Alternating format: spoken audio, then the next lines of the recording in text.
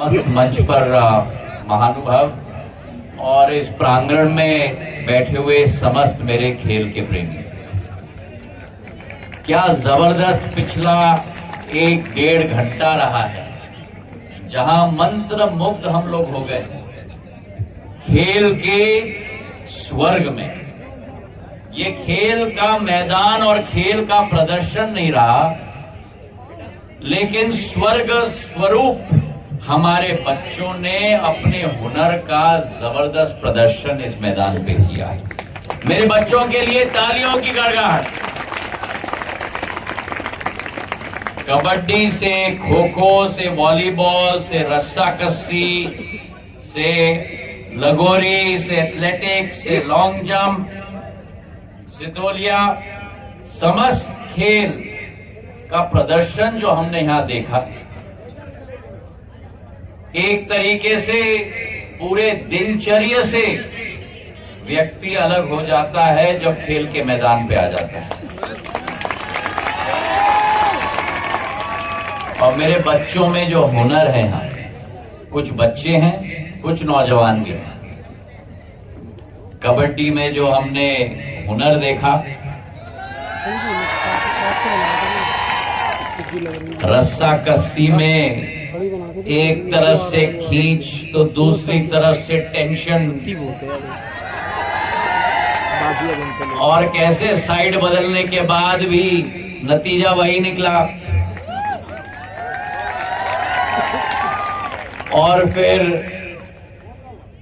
हमारे लागोरी में जब हम लोग वहां गए तो क्या प्रदर्शन रहा। पहले तो एक तरफ के हमारे खिलाड़ी कह रहे थे अरे वाह वाह, क्योंकि 3 टर्न के साथ आउट हो गए। फिर दूसरे खिलाड़ी आउट हो गए। फिर जब उनकी बारी आई तो वे भी 3 टर्न के साथ आउट हो रहे थे, जब तक एक शिकारी आ गया और उसने अपनी लक्ष्य की ऐसी पूर्ति की कि उसने चिल्ला के कह दिया लागोरी। और फिर वॉलीबॉल, जहां दिख रहा था वन वे स्ट्रीट, एक ही टीम जीत रही है, और फिर दूसरी तरफ की टीम ने क्या परफॉर्मेंस करके पूरी तरह से क्लॉबैक किया। ये वही मैदान है जहां हमें खेल का रोमांच तो मिलता है, चाहे दर्शक गृह में हम बैठे हुए हैं, चाहे खेल के मैदान में खिलाड़ी के रूप में हैं। और मैं आज दर्शक गृह में भी था और कुछ चंद सेकंडों के लिए मैं खेल के मैदान में भी आपके साथ आ गया। पर ये मैदान केवल आपको खेल नहीं सिखाता, ये मैदान आपको जिंदगी के भारी से भारी संकट के ऊपर विजय कैसे प्राप्त करना है, वो ये खेल मैदान सिखाता है। खेल मैदान आपको यहां केवल नेतृत्व नहीं सिखाता, नेतृत्व तो सिखाता है कप्तान के रूप में, पर आपको यह भी सिखाता है कि कप्तान टीम के बिना शून्य होता है। तो टीम एफर्ट के आधार पे ही विजय श्री प्राप्त होती है। और ये सीख आप अपनी जिंदगी में हर श्रेणी में ले जाना, चाहे आपकी परिवार की बात हो। जब परिवार टीम भावना के साथ काम करेगा तभी घर मजबूत बनेगा। चाहे आप अपने व्यवसाय की बात करो, व्यवसाय में जब एक एक व्यक्ति अपनी भागीदारी का योगदान देगा तभी कंपनी सफल हो पाएगी। चाहे आप समाज सेवा के क्षेत्र में बात करो, जब पूरी टीम एक ही भावना के साथ कार्य करेगी तभी जन कल्याण होगा। तो ये खेल का मैदान सबसे महत्वपूर्ण आपको स्पोर्ट्समैन स्पिरिट सिखाता है। जीतो तो चैंपियन, पर जीत में भी संयम बना के रखना, ह्यूमिलिटी रखना, अपने प्रतिस्पर्धा में प्रतिद्वंदी के प्रति मान सम्मान और प्यार की भावना रखना। और वो आज के मैदान में भी मैंने देखा, कबड्डी के मैदान में जब एक टीम जीती और दूसरी टीम हारी, तब खेल के बाद दोनों गले मिल गए। और शायद हम लोग जो मंच पे बैठे हुए हैं, हमको आपसे ये सीखना चाहिए।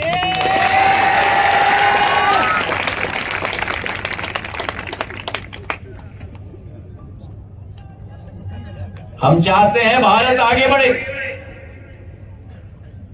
प्रधानमंत्री जी की सोच है कि भारत को एक आर्थिक शक्ति के रूप में उभारना होगा, और ये विश्वास मैं आपको देना चाहता हूं, क्योंकि हमारी पीढ़ी ने जो किया सो किया, लेकिन सबसे महत्वपूर्ण सफर हमारे देश का, हमारी भारत माता का, वो सफर होने वाला है हमारे अमृत काल से शताब्दी काल तक, 2047 तक। वो सफर भारत माता के लिए आप तय करोगे। और इसलिए जो प्रधानमंत्री जी की सोच है कि आर्थिक शक्ति के रूप में भारत उभरेगी, 2014 में हम 10वीं आर्थिक शक्ति थे, 10 साल में 10वें नंबर से हम 5वें नंबर पर आ गए हैं। अगले 3 साल में जर्मनी और जापान को पीछे छोड़ के हम 3रे नंबर पे पहुंचने वाले हैं। मतलब आपके स्पोर्ट के स्टैंड पे हमको जगह मिल जाएगा, गोल्ड, सिल्वर और ब्रॉन्ज। लेकिन भारत जहां आर्थिक शक्ति के रूप में उभर रही है, वहीं प्रधानमंत्री जी की विचारधारा और उनका लक्ष्य है कि भारत को आर्थिक शक्ति के रूप में उभरते उभरते आध्यात्मिक शक्ति के रूप में भी उभरनी होगी। हमारी अध्यात्म हमारी शक्ति है, और वो केवल धर्म के रूप में नहीं, धर्म तो है ही, केदारनाथ से बद्रीनाथ, बद्रीनाथ से रंगनाथ स्वामी मंदिर दक्षिण में, उज्जैन का महाकाल लोक, काशी विश्वनाथ, और अब अयोध्या में रामलल्ला का मंदिर।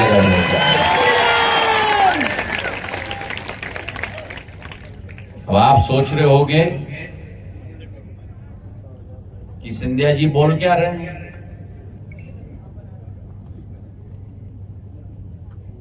उस मुद्दे पर मैं आ रहा हूं। प्रधानमंत्री चाहते हैं कि भारत केवल आर्थिक शक्ति न बने, प्रधानमंत्री चाहते हैं कि भारत केवल एक आध्यात्मिक शक्ति न बने, प्रधानमंत्री चाहते हैं कि भारत एक युवा शक्ति बने। और भारत को युवा शक्ति बनाने की जिम्मेदारी किसकी? किसकी बोलो? हाँ, और वही तभी होगा जब एक एक शहर से, एक एक गांव से,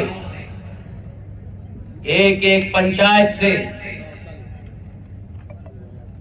हमारे एक एक हीरे को खोज खोज कर निखारने का काम भारत माता करता है। और ये सांसद खेल महोत्सव प्रधानमंत्री जी की सोच है कि चाहे लोकसभा का सांसद हो, चाहे राज्यसभा का सांसद हो, अपने अपने क्षेत्र में खेल महोत्सव रखना चाहिए। क्यों? क्योंकि यही एक वातावरण है जिसमें से हमारे बच्चों का हुनर को हम निखार कर राष्ट्र पटल पर नहीं, विश्व पटल पर हम ले जाएंगे। बच्चों की मजबूरी है और सिंधिया महाराज जरूरी है। मैं जरूरी नहीं हूं, मेरे बच्चे जरूरी हैं। और उदाहरण में दे दूं, गुना से मेरे क्रिकेट टीम में एक नौजवान लड़का अर्शदीप सिंह क्रिकेट टीम में पहुंच गया। तो आपको दूर देखने की जरूरत नहीं है, आपके गुना में ही उसने करके दिखा दिया है। तो अगर अर्शदीप ने करके दिखाया है, आप भी करके दिखा सकते हैं। और इसलिए टॉप खेलो इंडिया सांसद खेल महोत्सव 2016 से ये निरंतर प्रक्रिया जारी रही। और इस बार एशियन गेम्स में जहां भारत को 10 मेडल्स भी नहीं मिलते थे, जब भारत की टीम गई सब हंसते थे कि डबल डिजिट तो लेके आओ। डबल डिजिट मतलब 9 से ज्यादा। भारत की एशियन गेम्स की टीम ने डबल डिजिट नहीं लाया, 10 नहीं लाया, 50 पदक नहीं लाए, 70 पदक नहीं लाए, 85 पदक नहीं लाए। भारत की एशियन गेम्स की टीम ने डबल डिजिट नहीं, ट्रिपल डिजिट 100 पदक लेके आए मेरे भाई और बहनों। मेरे युवा साथियों, कोई बात असंभव नहीं हो सकती। अगर मन में ज्वालामुखी है, मन में ललक है, कुछ करके दिखाने का एक जुनून है,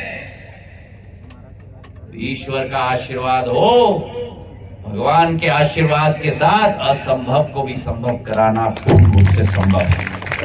तो आज आया हूं आपके बीच में ये ऐलान करने के लिए, और मैं निवेदन करूंगा कि ये खेल महोत्सव केवल 2024 का नहीं होना चाहिए। हम लोग अपने कैलेंडर में डाल दें, सेट कर दें तारीख, रविवार को शुरू करें और अगले रविवार को समाप्त करें। हर साल आयोजित होना चाहिए। संपूर्ण संसदीय क्षेत्र का इस बार तो मैंने हर एक जिले में अलग अलग किया है, शिवपुरी में अलग, गुना में अलग, अशोकनगर में अलग। अगले साल एक ही खेल महोत्सव पूर्ण संसदीय क्षेत्र का 8 दिन का, एक एक पंचायत की टीम होनी चाहिए, एक एक शहर की वार्ड की टीम होनी चाहिए। 8 दिन का कार्यक्रम आयोजित करें, 8 खेल आयोजित करें, एक दिन में एक खेल। अभी 7 है लिस्ट में, इसमें एक और ऐड कर दें, और हर एक दिन उस खेल का राष्ट्रीय स्तर का उत्कृष्ट खिलाड़ी को हम लेके आएंगे। चाहे हम लोग इसको शिवपुरी में आयोजित करें या गुना में आयोजित करें, और पूर्ण रूप से आपका उत्साहवर्धन 8 दिवस के खेल महोत्सव के आधार पर हम लोग करेंगे। तैयार हो? तैयार हो?